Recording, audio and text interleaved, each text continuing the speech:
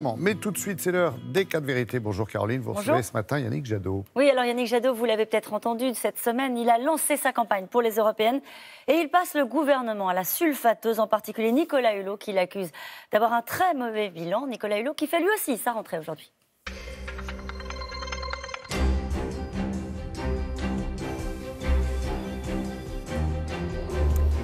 Bonjour Yannick Jadot.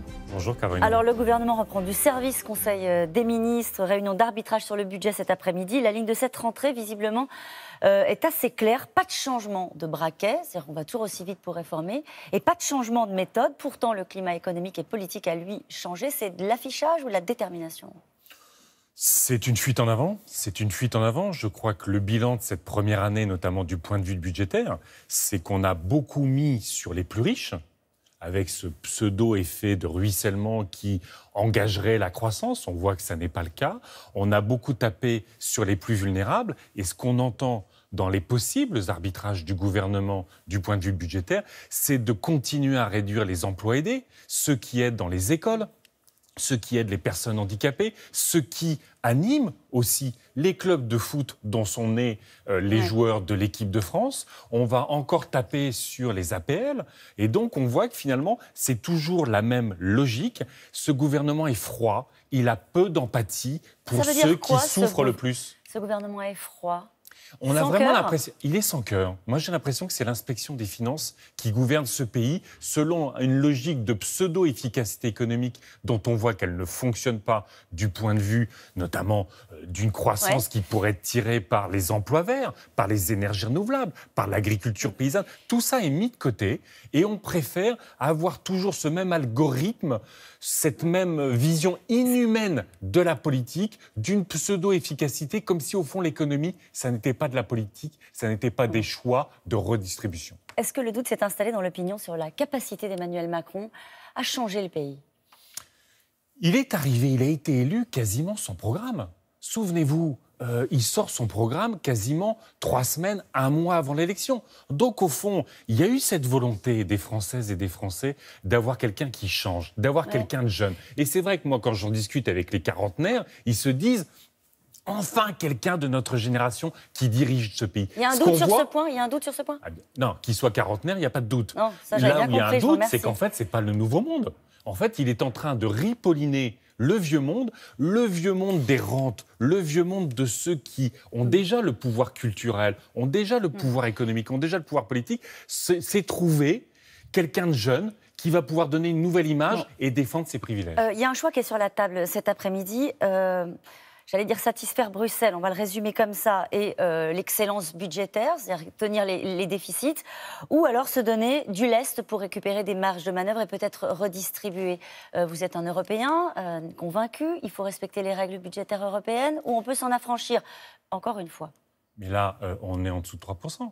Donc la règle budgétaire, c'est 3%.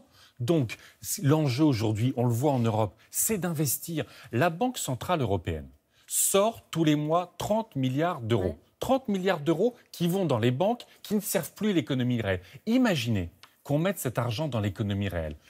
Je l'ai dit, dans les transports, si nécessaire, dans les services de santé, dans la transition énergétique. On créerait des millions d'emplois dans l'Europe, sur les territoires ruraux, dans les quartiers périphériques, là où il y a tellement besoin d'emplois. Vous avez répondu. Un jeune sur 2 en Grèce n'a pas d'emploi. 1/3 des jeunes Grecs ont quitté le pays. En Italie, en Espagne, en France, ça, c'est l'austérité, les jeunes c'est ça que vous voulez dire. souffrent. Si on investit, on donne un espoir à notre jeunesse, on leur offre le monde de nouveau. Vous avez, rendu votre arbitrage, c'est très clair, lâché du lest sur la question des déficits, puisqu'on est en dessous de la barre des 3%. Investir à l'échelle européenne. Parce qu'on est en dessous donc, du seuil des 3%. Est-ce que vous avez trouvé une nouvelle tête de Turc ? Ah non. Ah bah si. Ah, dites-moi, Nicolas Hulot. racontez-moi. Ah bah Nicolas Hulot, donc vous l'avez étrillé. Hier, vous estimez qu'il a un très mauvais bilan. Il a peut-être juste découvert une forme de réalisme, l'exercice du pouvoir, même quand on a des convictions. Parce que l'exercice du pouvoir, c'est renoncer. C'est renoncer sur le glyphosate, c'est renoncer sur notre santé, c'est renoncer sur la transition énergétique, c'est renoncer sur la pollution de l'air, c'est renoncer sur Montagne d'Or en Guyane, c'est renoncer sur l'huile de palme et la déforestation, c'est renoncer sur une mondialisation plus juste qui protégerait nos paysans, qui protégerait notre santé, qui protégerait notre environnement. Il n'a rien fait. Il n'a rien fait, Nicolas Hulot. L'écologie, c'est le courage. Mais moi, mon problème, ce n'est pas Nicolas Hulot. Je suis sûr que Nicolas Hulot se bat. Je suis sûr, il est convaincu, il est intègre. Je suis sûr qu'il se bat. Le problème, c'est le bilan du gouvernement. Sur la loi agriculture-alimentation, l'engagement du président, interdire le glyphosate, oublié. L'engagement du président, la vidéosurveillance dans les abattoirs, oublié. L'interdiction de la pub pour les jeunes sur les produits trop salés, trop sucrés, trop gras, oublié. Tout ça, à chaque fois qu'il s'agit d'environnement et de santé, surtout pas la loi. On va donner à la FNSEA la responsabilité de sortir du glyphosate, qui est le lobby de l'agrochimie. Il y a une occasion peut-être de vous satisfaire. Il y a la loi de programmation pluriannuelle de l'énergie. Qu'est-ce que vous attendez du gouvernement et de Nicolas Hulot en particulier? Mais le respect de la loi, pour le coup. Il y a une loi dans notre pays, c'est la loi de transition énergétique. 1 an de débat public, 1 an de débat parlementaire. On devait réduire la part du nucléaire pour qu'on puisse enfin faire dans notre pays des énergies renouvelables qui créent de l'emploi. Il a repoussé le calendrier.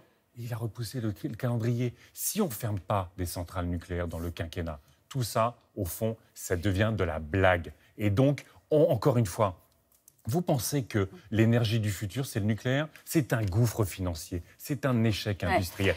Tous les pays nouveaux, comme la Chine, investissent sur les énergies renouvelables et on restera en retard. Encore une fois, c'est nos entreprises et nos emplois de demain, au-delà d'être la question, évidemment, du climat et de notre santé. Emmanuel Macron reçoit le président américain le 11 novembre. Est-ce que vous espérez qu'il renouvellera un message fort, autoritaire, sur l'environnement? Évidemment, vous avez vu qu'aujourd'hui, le président américain va supprimer la plupart des législations d'Obama, notamment sur les centrales charbon. C'est une catastrophe. Donc, le président Trump est un climato-sceptique, mais pas un climato-sceptique parce qu'il ne croit pas à la science, parce qu'il est pris en main, pris en otage par le charbon et le pétrole aux États-Unis. Mais il ne vous a pas échappé que cet été, le président Juncker de la Commission est allé aux États-Unis. Et pour satisfaire Trump, qu'est-ce qu'il a promis? D'importer plus de soja OGM, donc plein de Roundup et des OGM, et plus de gaz de schiste. Et bien voilà où j'attends le président Macron s'il veut être européen, en disant « Je ne peux pas défendre l'accord de Paris sur le climat et toujours vouloir importer plus de gaz de schiste des États-Unis, plus de soja OGM. » Un petit dernier mot quand même sur la campagne des Européennes. Vous avez décidé d'y aller en solo, c'est-à-dire pas d'alliance avec Benoît Hamon. Déjà sur ce point, il y a eu quelques voix dissonantes au sein même de votre parti. Est-ce que sur ce point, très rapidement s'il vous plaît, votre décision est prise, il n'y aura pas de changement? Mais la seule décision des écologistes qui a déjà été prise, c'est de rassembler tous les écologistes, bien au-delà d'Europe Écologie Les Verts. Parce que l'élection européenne, c'est une élection de conviction, c'est une élection de clarté, c'est à un niveau européen qu'on décide de notre santé, dans notre environnement. C'est là qu'il faut être clair et c'est là qu'il faut agir avec enthousiasme et courage. Danny Cohn-Bendit fera campagne avec vous? Mais non, vous savez bien qu'aujourd'hui, il soutient Emmanuel Macron. Je ne sais pas comment il peut faire encore, mais vous savez qu'il sait qu'il a présidé le groupe écologique au Parlement européen. Il sait qu'il n'y a pas une avancée sur les libertés, sur l'environnement à l'échelle européenne, sans les écologistes. Merci beaucoup Yannick Jadot, ça vous Laurent. Merci Caroline, passez une très belle journée.